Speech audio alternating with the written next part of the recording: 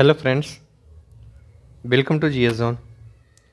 GS zone में आप सभी का स्वागत है। आज हम लोग विभिन्न राजवंशों के जो संस्थापक हैं एवं उसके जो अंतिम सम्राट हैं उनसे संबंधित प्रश्नों को देखेंगे कि जो विभिन्न वंश है उसके संस्थापक कौन हुए, उसके अंतिम शासक कौन हुए। ठीक, ये विभिन्न प्रतियोगिता परीक्षाओं के लिए इम्पोर्टेंट है, चाहे वो बिहार से संबंधित हो, बिहार एसएससी हो, बिहार पुलिस हो, बिहार दरोगा हो, या इसके अलावा बीपीएससी हो, विभिन्न प्रतियोगिता या फिर एसएससी हो, सेंट्रल लेवल हो या स्टेट लेवल हो, सभी एग्ज़ामों में पूछा जाता है। तो चलिए बिना समय जाया करते हुए क्लास की शुरुआत करते हैं। मैं मनु सर। तो सबसे पहले नंद वंश।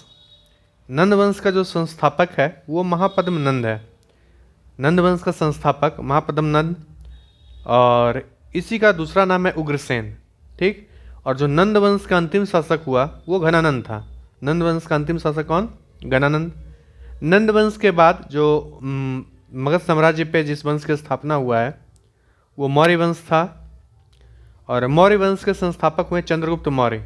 ये चाणक्य की सहायता से, चाणक्य जिसे विष्णुगुप्त के भी नाम से जानते हैं, चाणक्य की सहायता से मगध की गद्दी पे आसीन होते हैं। और जो मौर्य वंश का अंतिम शासक होता है वो बृहद्रथ है। मौर्य वंश का अंतिम शासक बृहद्रथ। नेक्स्ट वंश है गुप्त वंश, और गुप्त वंश का संस्थापक है चंद्रगुप्त प्रथम। वह इसका अंतिम शासक होता है स्कंदगुप्त। गुप्त वंश का संस्थापक चंद्रगुप्त प्रथम और अंतिम शासक स्कंदगुप्त। नेक्स्ट सुगवंश। सुगवंश का संस्थापक पुष्यमित्र शुंग। सुगवंश का संस्थापक पुष्यमित्र शुंग, वह अंतिम शासक देवभूमि है। सातवाहन वंश का संस्थापक सिमुक था। सातवाहन वंश का संस्थापक कौन था? तो सिमुक था। वही अंतिम शासक यज्ञ सतकर्णी था। अगर आपसे सातवाहन वंश के बारे में पूछा जाए कि सातवाहन वंश का सबसे प्रतापी शासक कौन था, तो गौतमीपुत्र सतकर्णी था। गौतमीपुत्र सतकर्णी था। चालुक्य वंश, बतापी का चालुक्य वंश, जो बतापी का चालुक्य वंश है इसके संस्थापक पुलकेशिन प्रथम हुए। चालुक्य वंश के संस्थापक जो बतापी के चालुक्य वंश, इसके संस्थापक कौन थे? तो पुलकेशिन प्रथम। वहीं चालुक्य वंश का अंतिम शासक था कीर्तिवर्मन चालुक्य। चालुक्य वंश का अंतिम शासक कीर्तिवर्मन चालुक्य। चोल वंश। चोल वंश का संस्थापक जो है विद्यालय है। चोल वंश का संस्थापक विद्यालय। और चोल वंश का जो अंतिम शासक था वो अथिराजेंद्र था। चोल वंश का अंतिम शासक अथिराजेंद्र। वहीं राष्ट्रकूट वंश। राष्ट्रकूट वंश का संस्थापक जो है दंतीदुर्ग।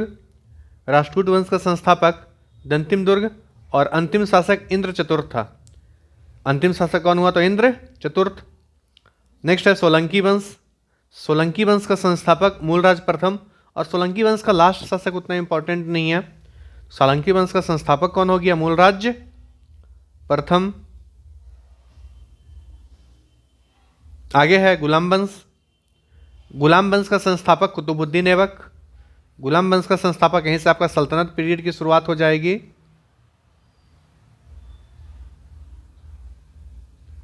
तो गुलाम वंश का संस्थापक हो गया कुतुबुद्दीन ऐबक। वहीं गुलाम वंश का अंतिम शासक था मुइजुद्दीन कैकाबाद। गुलाम वंश का अंतिम शासक मुइजुद्दीन कैकाबाद। नेक्स्ट है खिलजी वंश।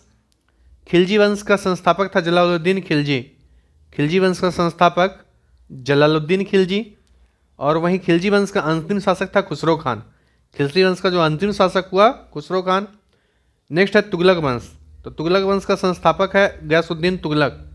तुगलक वंश का संस्थापक गयासुद्दीन तुगलक, और तुगलक वंश का जो अंतिम शासक था फिरोज शाह तुगलक। तुगलक वंश का अंतिम शासक फिरोज शाह तुगलक, FST।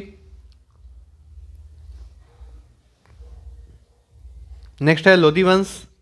लोधी वंश का संस्थापक था बहलोल लोधी, और लोधी वंश का अंतिम शासक था इब्राहिम लोधी। और इब्राहिम लोधी को ही हरा करके बाबर ने मुगल वंश की स्थापना की थी। और इन्हीं दोनों के बीच में 1526 में जो हम लोगों ने क्लास में देखा, 1526 में जो पानीपत का प्रथम युद्ध होता है, पानीपत का प्रथम युद्ध,